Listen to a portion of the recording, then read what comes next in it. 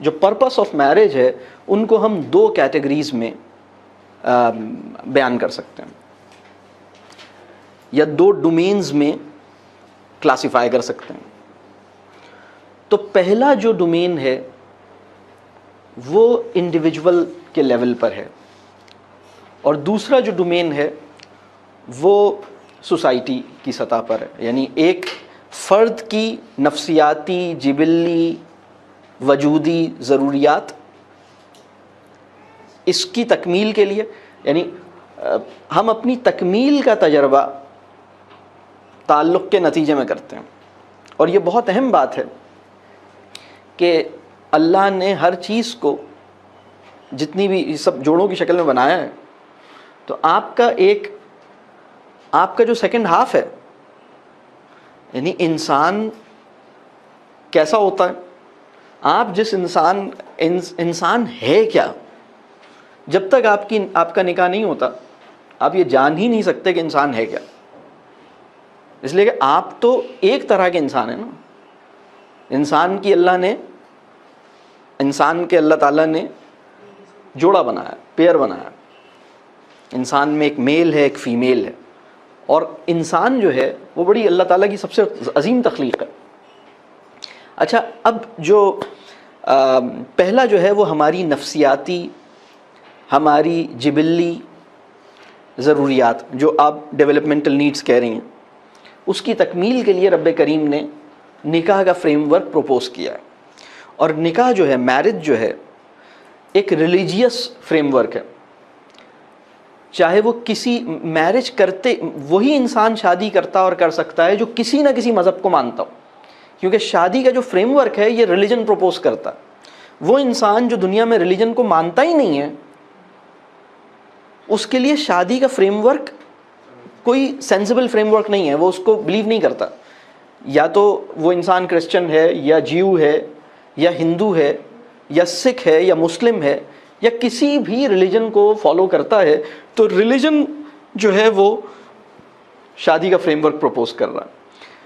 اور تو پہلے لیول پر جو شادی کا فریم ورک ہے, اگر آپ اس فریم ورک سے باہر ایک کمپینین شپ کا ماڈل کریٹ کرتے ہیں, تو آپ کی نفسیاتی ضروریات اور آپ کی جبلی ضروریات اور آپ کی شخصی ضروریات اور آپ کی وجودی ضروریات اس درجے پہ سیٹسفائی نہیں ہو سکتی, ممکن ہی نہیں ہے.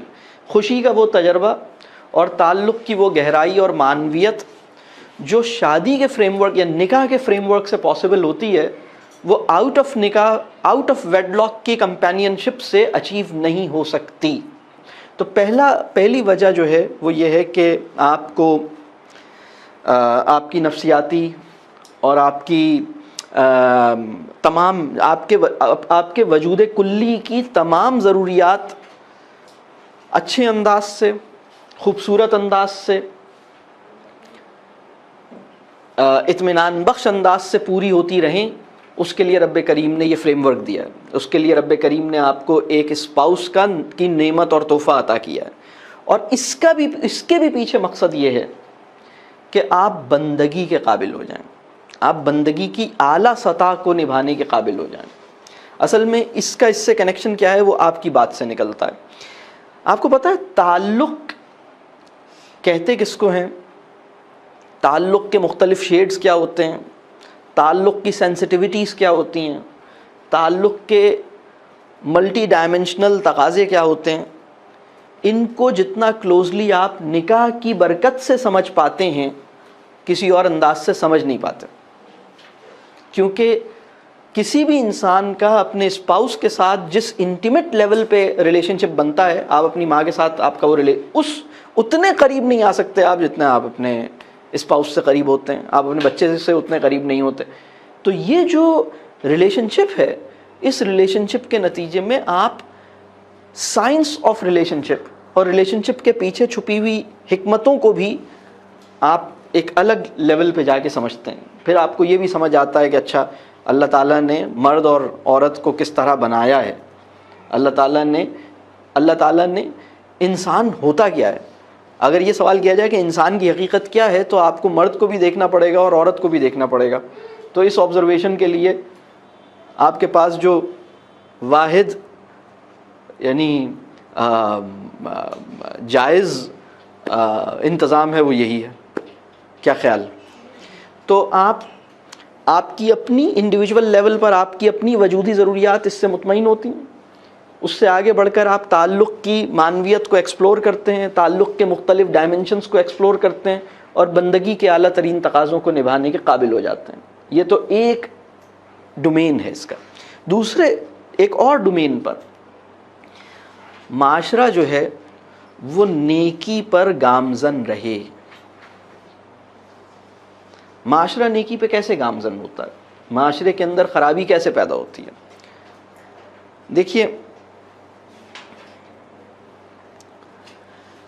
نکاح جو ہے اس کے اندر سب سے اہم چیز ہے کہ اللہ نے نکاح کے تھرو آپ کو ذمہ دار بنایا، آپ کو ذمہ داری دی ہے کہ اب تمہارے اوپر یہ ذمہ داریاں عائد ہوتی ہیں.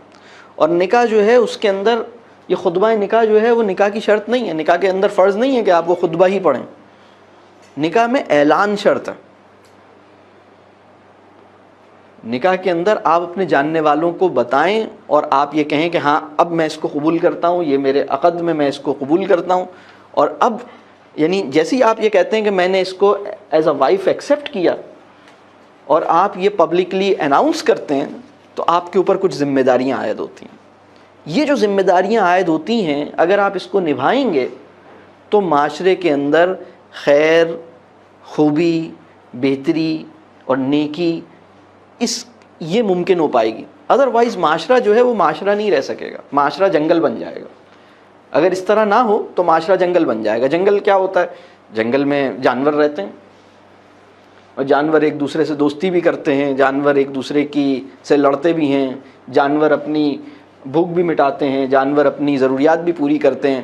اور جانور جو ہیں، جانوروں میں وفاداری کی بھی مثالیں مل جاتی ہیں اور جانوروں میں بے رحمی کی بھی مثالیں مل جاتی ہیں. جانور ایک دوسرے سے زیادتی بھی کر لیتے ہیں، ظلم بھی کر لیتے ہیں، ایک دوسرے کو مار بھی دیتے ہیں، ایک دوسرے کی حفاظت بھی کر لیتے ہیں. یہ سب کچھ جانوروں کا جو نفس ہے، جانوروں کے جو طبعی رجحانات ہیں، یعنی جانور جیسا چاہتا ہے ویسا کر لیتا ہے. اس میں جانور اچھے کام بھی کرتے ہیں، جانور برے کام بھی کرتے ہیں. اپنے بچوں کو بھی کھا جاتے ہیں جانور، اور اپنے بچوں کو بچانے کے لیے اپنی جان بھی دے دیتے ہیں جانور. اور جانور جو ہیں وہ، لیکن یہ جو جانوروں والی زندگی ہوتی ہے، یہ معاشرہ، یہ وہ معاشرہ نہیں ہے. یعنی انسانی معاشرے کی ضرورت جو ہے وہ بہت مختلف ہے. انسانی معاشرے کی ضرورت یہ ہے کہ اس کے اندر ایک پاکیزگی کا عنصر مینٹین رہے، اس کے اندر ایک احساس ذمہ داری کا ایلیمنٹ مینٹین رہے، اس کے اندر ایک خدا خوفی کا اور للہیت کا عنصر مینٹین رہے. اس لیے ریلیجن جس قسم کی سوسائٹی پروپوز کرتا ہے اس کی فارمیشن صرف اور صرف نکاح سے بننے والی فیملی کے نتیجے میں ممکن ہوتی ہے. یعنی اگر یہ کہا جائے کہ ریلیجن کا جو مقصود معاشرہ ہے، یعنی ریلیجن کا جو مقصود سوسائٹی ہے، یا ریلیجن کی جو مقصود و مطلوب سوسائٹی ہے، اس کی فارمیشن صرف اور صرف نکاح کے نتیجے میں پیدا ہونے والی فیملیز کے نتیجے میں پیدا ہوگی. جیسے نیند آپ کی ایک ضرورت ہے، آکسیجن، ایئر. آپ سانس لیتے ہیں نا، تو سانس آپ 1 منٹ میں کئی دفعہ لیتے ہیں. اسی طرح ہماری بعض ضروریات ایسی ہوتی ہیں جو 1 ہفتے میں 1 دفعہ چاہیے ہوتی ہیں، کوئی 1 مہینے میں 1 دفعہ چاہیے ہوتی ہیں. ہماری بہت ساری ضروریات ہوتی ہیں. کھانا جو ہے وہ آپ دن میں 3 دفعہ لیتے ہیں. تو آپ کی بہت ساری نیڈز ہیں. آپ کی ایموشنل نیڈز بھی ہیں، آپ کی انٹلیکچول نیڈز بھی ہیں، آپ کی سائیکولوجیکل نیڈز بھی ہیں، آپ کی انسٹنکٹس ہیں، ان کو سیٹسفائی کرنا بھی آپ کی ایک نیڈ ہے.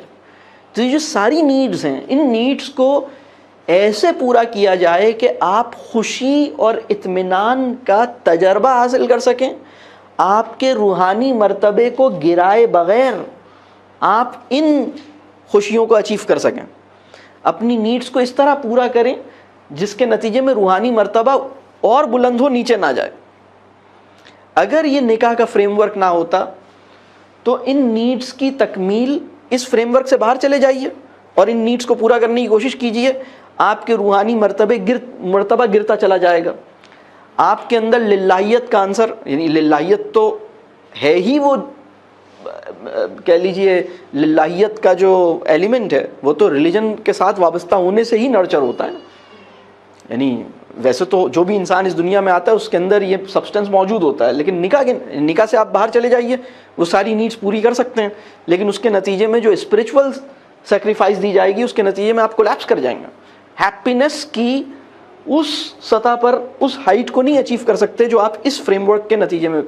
یہ بات سمجھ آ رہی ہے میں کیوں یعنی تو وہ ایک پرسنل لیول پر آپ کی تمام نیڈس، اور پھر ان نیڈس کے نتیجے میں وہ جو انہوں نے کہا کہ میں اپنی تکمیل کے تجربے سے تعلق کے نتیجے میں آتا ہوں، وہ میرا سیکنڈ ہاف ہے، اللہ نے پیئر کے نتیجے میں پیدا کیا، اور میں اپنے سیکنڈ ہاف کو آبزرو کرتا ہوں اور اس کو آبزرو کر کے اللہ کی تخلیق پر اش کرتا ہوں کہ اللہ نے کمال چیز بنائی ہے، کمال چیز بنائی. یعنی انسان کو یہ سوچنا چاہیے کہ یہ مجھ سے مختلف ہے، اسی لیے میرے لیے راحت اور تسکین اور میری خوشی کا باعث بن رہا ہے. بات واضح ہو رہی ہے؟ تو یہ اللہ کا نظام، اور پھر اس کے نتیجے میں وہ بندگی کے قابل بنتا ہے.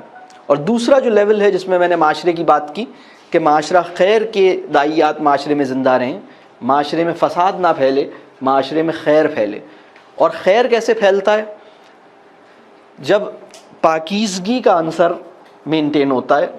خیر، معاشرہ خیر پہ اس وقت کام کرتا ہے جب فیملی لائف میں پاکیزگی، خدا خوفی، یعنی اللہ کے پروپوزڈ میکینزم کے نتیجے میں، جو کہ نکاح کا فریم ورک ہے، اس کے نتیجے میں فیملی پروڈیوس ہوتی ہے. آپ نے نکاح کے فریم ورک کو اڈاپٹ کیا تو فیملی فارمیشن ہو گئی. فیملی فارمیشن للہیت کے عنصر سے جڑی رہی تو اس میں پاکیزگی کا مادہ تھا، اور وہ اس نے پھر اولاد اس کے نتیجے میں پیدا ہوئی.